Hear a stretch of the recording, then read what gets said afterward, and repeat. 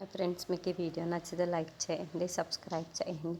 పాప బారసాల కోసం అని చెప్పేసి ఇంట్లో ఉన్న వాళ్ళందరూ చాలా చక్కగా రెడీ అందరి కిందికి వస్తూ ఉంటారు.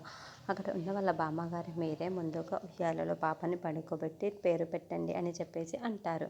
ఇంట్లో ఉన్న వాళ్ళందరూ చాలా సంతోషంగా పాపలను ఉయ్యాలలో వేసి తనని ఊపుతూ ఉంటారు.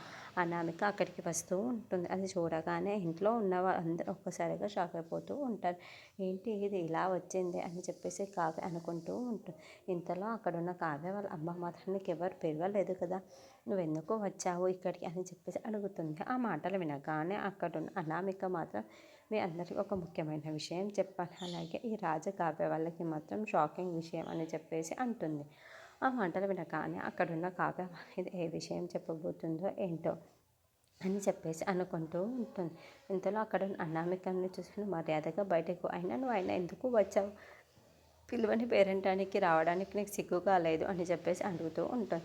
ఇంతలో అక్కడ ఉన్న రుద్రాని అదేంటి కావే అలా అంటున్నావు, ఏదో ముఖ్యమైన విషయం చెప్పాలి అనుకుంటుంది కదా, నువ్వు ఏదైనా మీ విషయాలు దాచిపెట్టి ఉంటావే చెప్పడానికి వచ్చిందేమో అని చెప్పేసి అంటుంది. ఆ మాటలు వినగానే అందరు ఒక్కసారిగా రుద్రాని వైపుకు చూస్తూ ఉండిపోతారు. ఇంతలో అక్కడున్న ధాన్యలక్ష్మి కూడా అవును, వీళ్ళిద్దరి విషయాలేవో చెప్పడానికే వచ్చి ఉండాలి, నాకు తెలిసి ఏమైనా దాచిపెట్టారా ఏంటి, అదేంటో నువ్వు చెప్పు అనామిక అని చెప్పేసి అంటారు.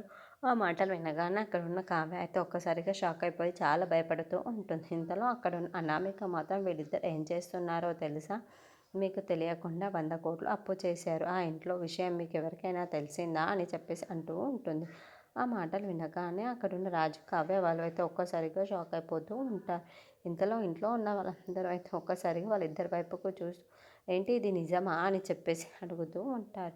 ఇంతలో అక్కడున్న అనామిక నేను చెప్తే మీరు నమ్మలేకపోతున్నారు కదా, ఒకసారి ఇంట్లో ఉన్న వాళ్ళని అడగండి, ఈ పేపర్స్ కూడా మీకోసమే తీసుకొని వచ్చాను అని చెప్పేసి వాళ్ళందరికీ చూపిస్తూ ఉంటుంది.